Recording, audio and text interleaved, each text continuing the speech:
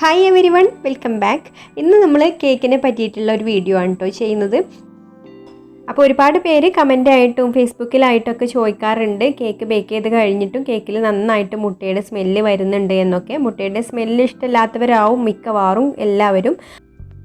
അപ്പോൾ ചില കേക്ക് റെസിപ്പീസിലൊക്കെ ഞാൻ പറഞ്ഞിട്ടുണ്ട് മുട്ടയുടെ സ്മെല്ല് വരാതിരിക്കാൻ വേണ്ടിയിട്ട് എന്താ ചെയ്യേണ്ടത് എന്നൊക്കെ. അപ്പോൾ ചിലർക്ക് ഉണ്ടാവില്ല. അപ്പോൾ അറിയാത്തവർക്ക് വേണ്ടിയിട്ടുള്ളതാണ് ഈ വീഡിയോ. അപ്പോൾ ഞാൻ എന്ത് ചെയ്യുന്നതെന്ന് വെച്ചാൽ ഡ്രൈ ആയിട്ടുള്ള ഒരു ബൗളിൽ ഇതുപോലെ മുട്ട പൊട്ടിച്ച് വയ്ക്കും. എന്നിട്ട് നമ്മൾ ബീറ്റ് ചെയ്ത് തുടങ്ങുന്നതിന് മുമ്പ് തന്നെ അതിലേക്ക് വാനില എസൻസ് ഒഴിച്ചു കൊടുക്കും. വാനില എസൻസ് ഒഴിച്ചു കൊടുക്കാതെ ബീറ്റ് ചെയ്യാനേ പാടില്ല.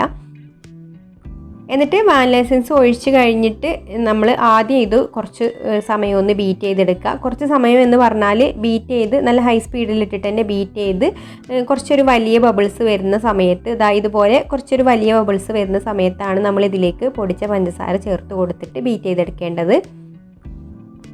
എന്നിട്ട് മുട്ടയും പഞ്ചസാരയൊക്കെ നല്ലൊരു ക്രീമി ടെക്സ്ചറിലാവുന്നത് വരെ ബീറ്റ് ചെയ്തെടുക്കണം കേട്ടോ. ഞാൻ അങ്ങനെ ബീറ്റ് ചെയ്തെടുക്കാറുണ്ട്. എന്നാലേ ഉള്ള മുട്ടയുടെ സ്മെല്ല് കംപ്ലീറ്റ് ആയിട്ട് പോയി കിട്ടുക.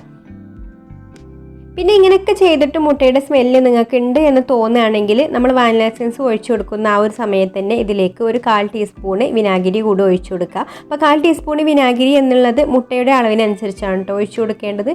4 മുട്ടയിലേക്കൊക്കെ ആണെങ്കിൽ 1/4 ടീസ്പൂണ് ഒഴിച്ചു കൊടുക്കുക. അതിൽ കുറവാണെങ്കിൽ കുറച്ചിട്ട് ഒഴിച്ചു കൊടുത്താൽ മതി, ഒരുപാട് വേണ്ട. അപ്പോൾ നമ്മൾ മുമ്പുള്ള വീഡിയോയിലൊക്കെ അത് കാണിച്ചിട്ടുണ്ട്. മുട്ടയുടെ വെള്ളയും മഞ്ഞയും ഒക്കെ സെപ്പറേറ്റ് ചെയ്ത് എടുത്തിട്ട് ബീറ്റ് ചെയ്തെടുക്കുന്ന കേക്ക് ഉണ്ടാക്കുന്ന ആ ഒരു വീഡിയോയിലൊക്കെ നമ്മൾ മുട്ടയുടെ വെള്ളയിലേക്ക് വിനാഗിരിയൊക്കെ ഒഴിച്ചു കൊടുത്തിട്ടാണ് ബീറ്റ് ചെയ്തെടുത്തത്. അപ്പോൾ മുട്ടയുടെ വെള്ളയിലേക്ക് മാത്രമായിട്ട് വിനാഗിരിയൊക്കെ ഒഴിച്ചു കൊടുത്ത് ബീറ്റ് ചെയ്തെടുക്കുകയാണെങ്കിൽ മുട്ടയുടെ വെള്ള നല്ല ബീറ്റായിട്ട് വരും.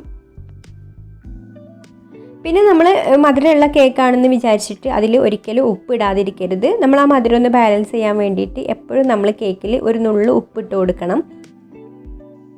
അപ്പോൾ ഇങ്ങനെയൊക്കെ നമ്മൾ ചെറിയ ചെറിയ ടിപ്സുകളൊക്കെ നോക്കുകയാണെങ്കിൽ നമുക്ക് മുട്ടയുടെ സ്മെല്ലൊന്നും ഇല്ലാത്ത നല്ല കേക്ക് തന്നെ ബേക്ക് ചെയ്തെടുക്കാൻ വേണ്ടിയിട്ട് പറ്റും. അപ്പോൾ എല്ലാവർക്കും ഈ ഒരു വീഡിയോ യൂസ്ഫുൾ ആയിട്ടുണ്ടാവും എന്ന് വിചാരിക്കുന്നു.